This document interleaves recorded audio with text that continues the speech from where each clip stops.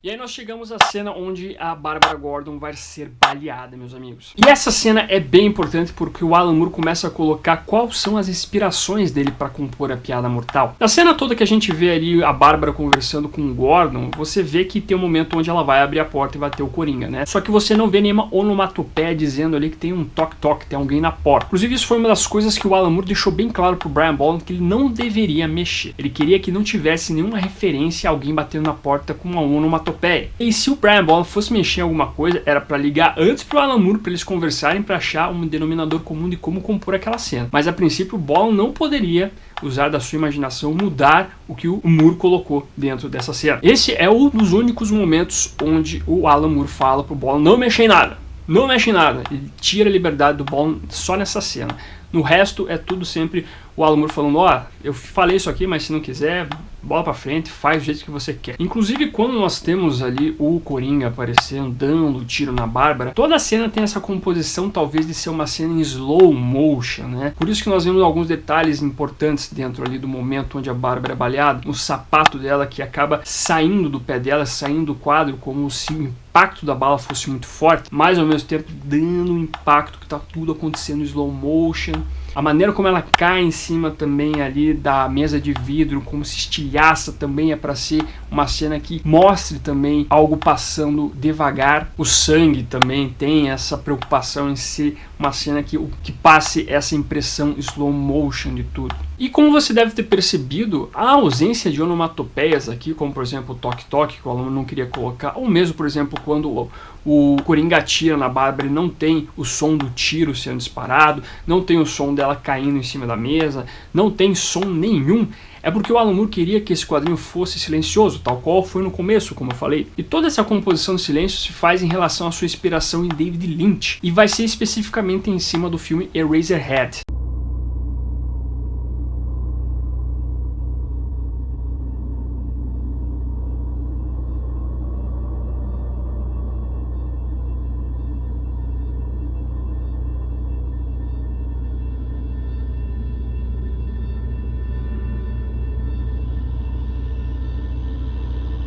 O Eraserhead é o primeiro filme do David Lynch que ele fez até enquanto ele estava estudando cinema, se eu não estou enganado. É um filme que demorou para conseguir ali seu orçamento, o seu financiamento, mas que é um filme bem cult e tem aspectos bem importantes que são bem marcantes, como por exemplo seus efeitos sonoros. O design sonoro é uma coisa muito característica do filme Eraserhead. Uma das coisas que te incomodam pra caramba nesse filme é os sons, as músicas, o ambiente sonoro que nós temos durante todo o filme. E isso tudo é intencional dentro do que o David Lynch quis fazer durante o filme. E o Alan Moore seguiu muito essa cartilha do que o David Lynch fez em Eraserhead. Todas as onomatopeias aqui são colocadas pelo Alan Moore para causar uma sensação no leitor, para causar uma sensação incômoda no leitor. Por isso que elas aparecem em cenas específicas durante o quadrinho, como por exemplo o snap da carta do baralho do Coringa, como por exemplo o momento onde nós temos os bandidos que estão conversando com um jovem rapaz que vai ser o Coringa, onde eles estão comendo o camarão e tirando as pernas dos camarões, né, e tendo todo aquele som incômodo que remete ao que aconteceu com a Bárbara um quadro atrás, uma página atrás, por exemplo. Então é bem interessante o que o Alan Moore fez aqui. Inclusive esse filme, Eraserhead, é um filme que ele, se você pesquisar na internet, você vai ver 1 milhão de artigos falando sobre o filme em si, sobre essa parte do design sonoro. Tem artigos em português também, é uma coisa muito estudada em relação à questão do cinema. E até falando dessa cena do bar, que nós temos o primeiro momento aí no passado, onde o jovem rapaz conversa com os ladrões para cometer o crime na fábrica química, na verdade, passar pela fábrica química para fazer um roubo numa loja diferente. Mas ali também nós temos umas coisas que são bem interessantes do roteiro do Alan Moore, que é essa questão toda dos detalhes, né? Inclusive, se você for ver dentro dessas páginas, você vai ver que tem um rapaz ali que está vomitando, né? E tudo fica, na verdade, em segundo plano em relação a tudo que está acontecendo na cena. Você está prestando atenção lá do jovem rapaz, do futuro Coringa, conversando com os bandidos ali, certo? Mas o Alan Moore, ele inclusive deu nome para algumas pessoas que estão nessa cena. E uma dessas pessoas é o rapaz que está vomitando, que o nome dele é Lester. Mas é uma cena pequena, enfim, é só um detalhe que o Alan Moore compôs ali para para até conversar com o Brian Bolland, trazer uma noção um pouco melhor em relação a essas figuras que aparecem nessa cena. Até inclusive esse lance do Alan Moore nomear os personagens que são de certa forma irrelevantes na trama, quando você vê a cena dos anões, quando os anões estão lá despindo o Gordon, por exemplo, esses anões também têm nome, inclusive se chamam Howie, Dewey, Louie, que no português aqui são os sobrinhos de Patinhas, né? O Zezinho, o Guinho e o Luizinho. Mas esse é o nome desses 3 anões que aparecem ali, que quando ele vai narrando o que os anões estão fazendo com o Gordon, ele vai colocando cada um desses personagens fazendo exatamente uma coisa em específico. Então ele fala, ó, o Guinho vai fazer isso, o Zezinho vai fazer isso, o Luizinho vai fazer isso. Quando a gente entra na cena onde o Gordon tá entrando naquela casa de horror lá, né, que ele tá no trenzinho lá junto com os anões, quando ele olha pra Bárbara dentro das imagens que estão passando ali, que você vê lá aquele momento onde a Bárbara tá nua, que ela tá chorando e tudo mais, o Alan Moore na verdade queria que uma das cenas fosse com a Bárbara, na verdade não com os olhos fechados, mas sim aberto, olhando pro leitor, encarando o leitor como se o leitor fosse testemunho de todo o horror que está acontecendo ali. Outra cena que tem uma referência ali, que na verdade é uma referência pouca, assim, uma coisa boba, mas que é uma referência, é que na página 26 você tem um personagem ali que se assemelha com o Marlon Brando de O Poderoso Chefão. O Alan cita exatamente que esse personagem era para aparecer com Don Corleone em O Poderoso Chefão. Outra coisa que caracteriza o Alan Moore é que ele é um cara que, por mais que ele pareça ranzinza em relação a tudo que ele fala sobre quadrinhos, dizem que ele é um cara muito engraçado, e o roteiro dele expressa esse lado mais cômico dele. Tem uma cena onde o Batman descobre onde está o Coringa, ele recebeu 2 ingressos lá, né, um ingresso para dizer onde é que estava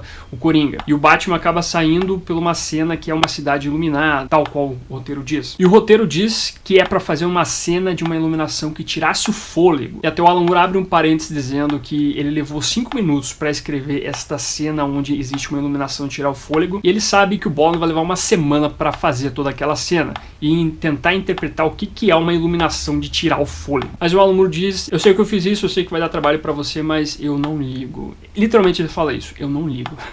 Quando nós chegamos ao momento onde temos o Coringa, o Young Man, vestindo o uniforme de capuz vermelho, o Alan Moore pediu que o Brian Bolland compusesse a fábrica como se fosse algo vindo de pesadelos, novamente fazendo uma referência a David Lynch. E ele queria uma interpretação surreal nessas passagens que fosse o passado, vindo direto dos pesadelos das pessoas. Inclusive reforçando essa questão do pesadelo para que desse uma aparência que realmente fosse tudo sonho aquilo. Ele queria essa surrealidade compondo essas cenas do passado.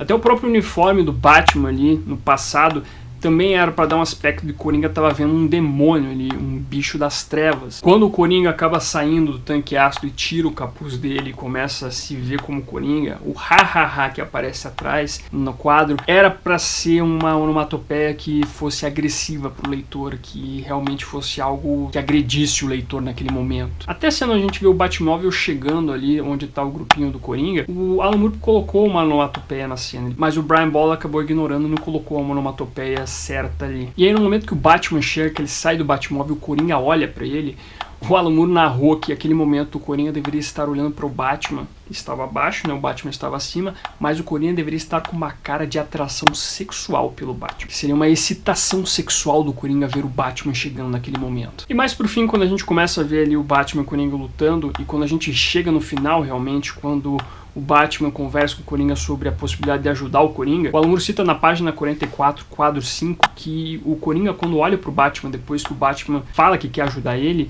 o Coringa pensa muito sobre aquilo que o Batman falou. Ali é uma confusão de emoções para ele, ao passo que o Coringa quer acreditar nele, quer aceitar aquilo. Ele sabe muito bem que era muito tarde pro Coringa. Era a coisa certa a se fazer no pensamento do Coringa, mas ele não conseguia fazer mais aquilo. E até quando o Coringa começa a contar a piada que marca aí o final do quadrinho, você vê que todo momento o rosto do Coringa está na escuridão. A gente não vê exatamente o rosto do Coringa, mas sim só os seus trejeitos contando a piada. Já na página 45, quadro 6, o Alan Moore fala que naquele momento o Batman já tinha entendido qual era o lance da piada, o que a piada significava em relação a tudo que estava acontecendo ali. E aí nós chegamos à cena final, que às vezes gera polêmica, meus amigos. O que o Alan Moore disse no roteiro aqui em relação à piada em si, ao que o Batman faz com o Coringa no final. Primeiro que em relação ao Batman rir, o momento onde o Batman começa a rir é o momento onde o Homem-Morcego entende que ele e o Coringa um dia vão se matar. Alguém vai matar um ou o outro e isso vai acontecer sem pestanejar. É o destino desses dois personagens, esses dois antagonistas, mas aquele momento em específico, o Batman se deixou levar pelo momento